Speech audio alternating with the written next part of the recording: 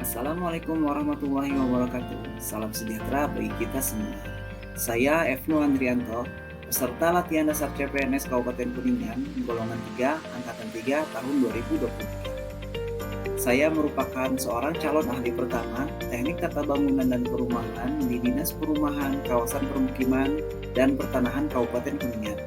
Video ini merupakan tugas daripada Latsar CPNS Kabupaten Kuningan agenda yang ketiga tentang aku, Smart ASN, dan internship.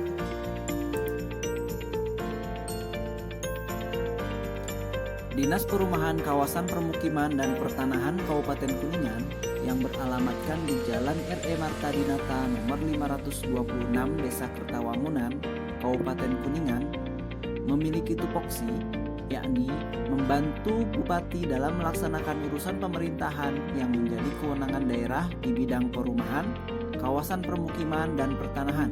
Hal ini sesuai dengan Peraturan Bupati Kabupaten Kuningan nomor 166 tahun 2021. Dinas Perumahan, Kawasan Permukiman, dan Pertanahan Kabupaten Kuningan memiliki visi terwujudnya permukiman prima yang berwawasan lingkungan dan berbudaya menuju Rapih Winangun Kertaraharja. Sedangkan misinya 1. Peningkatan kualitas dan kuantitas lingkungan perumahan atau permukiman. 2. Meningkatkan ketersediaan prasarana dan sarana permukiman sesuai kebutuhan dasar.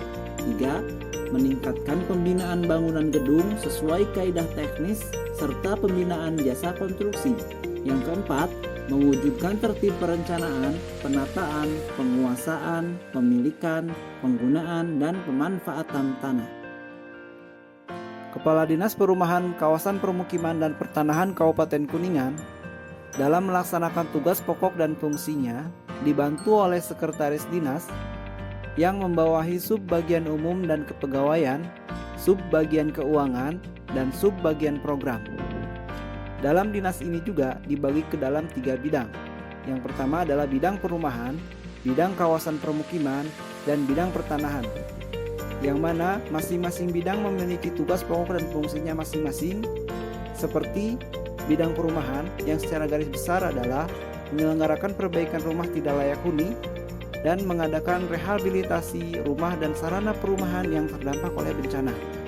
Kemudian bidang kawasan permukiman yang secara garis besar adalah penyediaan dan pengadaan PSU untuk kawasan perumahan dan permukiman. Kemudian penataan dan peningkatan kualitas untuk kawasan kumuh. Lalu mengadakan serah terima PSU dari pengembang perumahan. Kemudian bidang pertanahan secara garis besar adalah menyelenggarakan inventarisasi penertiban kepemilikan, penggunaan, dan pemanfaatan tanah.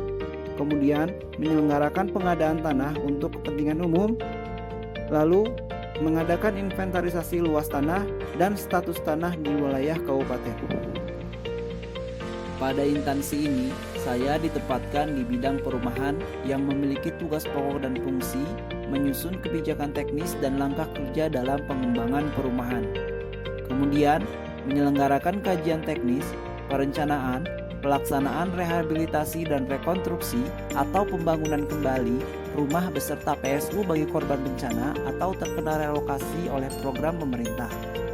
Kemudian, menyelenggarakan bantuan stimulan perumahan melalui peningkatan kualitas dan pembangunan baru bagi masyarakat berpenghasilan rendah.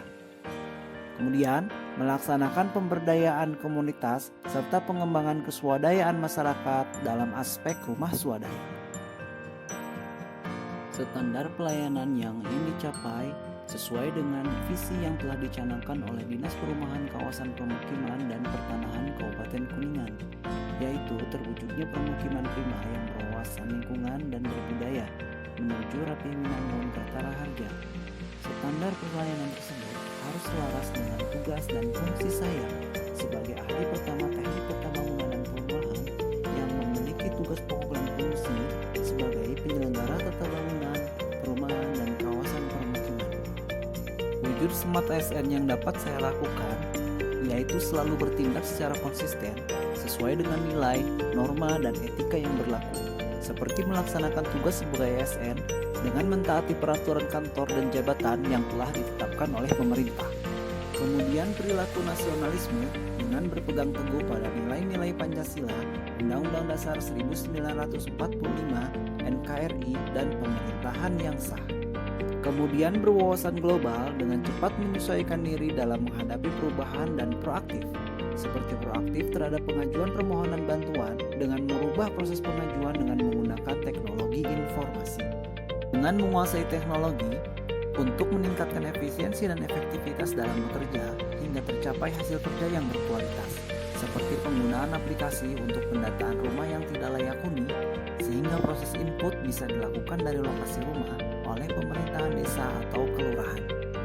Kemudian saya selalu berusaha bersikap ramah, cekatan, dan solutif kepada siapapun tanpa melihat latar belakangnya.